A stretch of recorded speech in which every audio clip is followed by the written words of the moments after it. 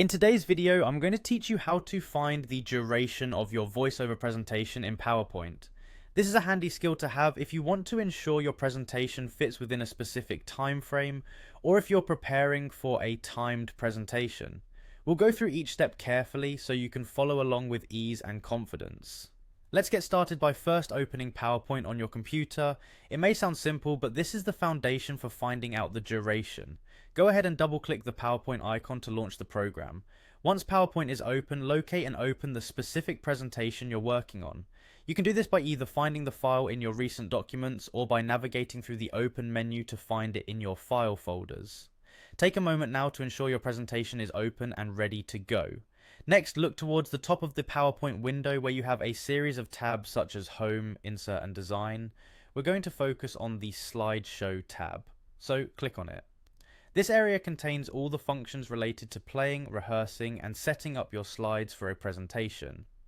Now with the Slideshow tab open, direct your attention to the option labelled Rehearse Timings. This feature is crucial because it allows PowerPoint to track the time you're spending on each slide. By clicking on Rehearse Timings, you effectively start a timer that records the duration of each slide as you go through your presentation.